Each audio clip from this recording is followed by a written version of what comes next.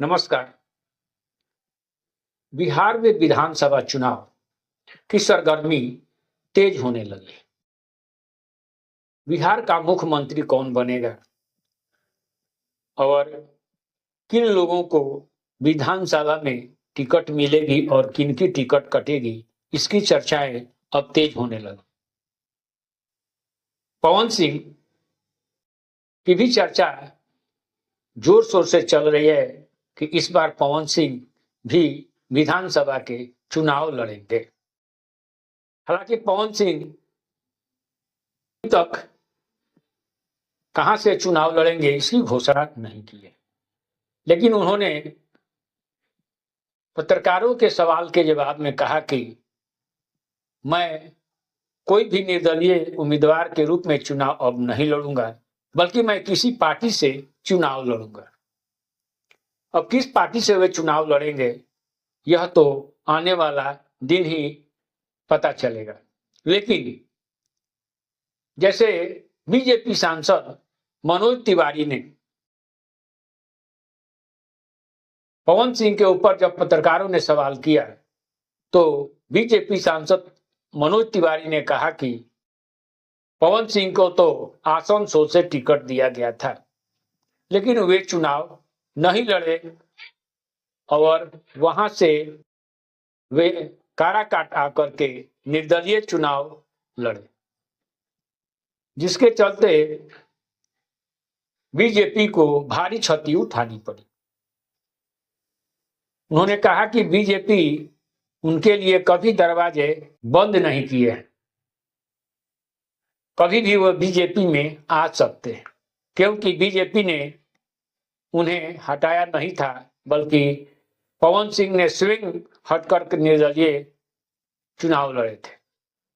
ताकि पवन सिंह के जो इशारा था इससे साफ होता था कि वे बीजेपी में पुनः आएंगे और विधानसभा चुनाव लड़ेंगे। उधर पवन सिंह की पत्नी ज्योति देवी भी चुनाव लड़ने की घोषणा कर दी है। यदि कोई भी पार्टी मुझे चुनाव चिन्ह देगा तो मैं उस पार्टी से लड़ सकती हूं, लेकिन उन्होंने ये नहीं कहा कि मैं किस पार्टी से चुनाव लड़ूंगा। हालांकि वे काराकाट और औरंगाबाद के क्षेत्रों में वो हमेशा घूमती नजर आई, यानी अपने क्षेत्र की तैयारी में वो जुट चुकी है। हो सकता है, ऐसी चर्चा है कि ज्योति देवी को जदयू से टिकट मिल सकता है, यानी जदयू अपना उम्मीदवार बना सकती है। इसलिए जदयू ने हो सकता है कि ज्योति देवी को काराकाट से चुनाव लड़ाए या औरंगाबाद से, क्योंकि कुछ क्षेत्रों में राजपूत मतदाताओं की संख्या अधिक है, इसलिए वहां हो सकता है कि ज्योति देवी को चुनाव लड़ाई जा सकती है। हालांकि पवन सिंह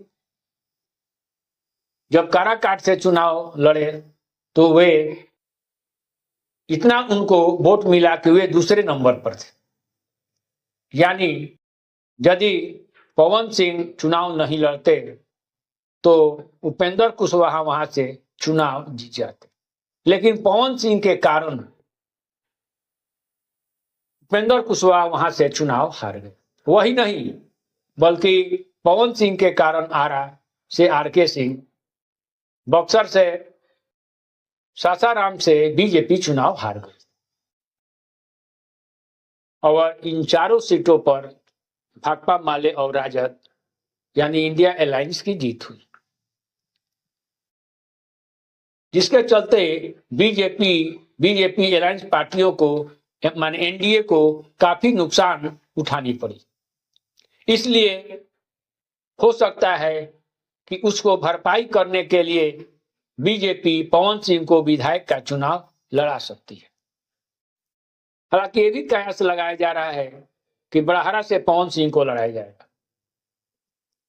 क्योंकि इस बार राघवेंद्र प्रताप सिंह चूंकि वृद्ध होने के कारण उन्हें टिकट काटा जा सकता है और वहां से पवन सिंह को लाया जा सकता है।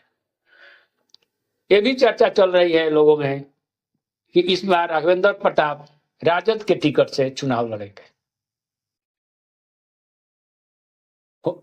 आने वाले दिनों में क्या होगा यह तो चुनाव में ही पता चलेगा, लेकिन ऐसे चर्चाएं चल रही है।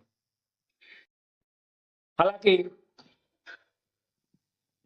पवन सिंह और ज्योति देवी दोनों चुनाव लड़ने के मूड में है। पवन सिंह ने भी कह दिया है कि मैं चुनाव लड़ूंगा, मैं पार्टी से चुनाव लड़ूंगा, कोई निर्दलीय चुनाव नहीं लड़ूंगा। इसलिए पवन सिंह का लड़ना तय है और ज्योति देवी का भी लड़ना तय है। हालांकि पवन सिंह जब काराकाट से चुनाव लड़े थे उस समय उनकी पत्नी ज्योति देवी ने तन मन धन से पवन सिंह के प्रचार में लगी थी। वे घर घर जाकर के पवन सिंह के लिए वोट मांग रही थी। तो क्या ज्योति देवी चुनाव लड़ेगी तो पवन सिंह उनका प्रचार नहीं करेंगे?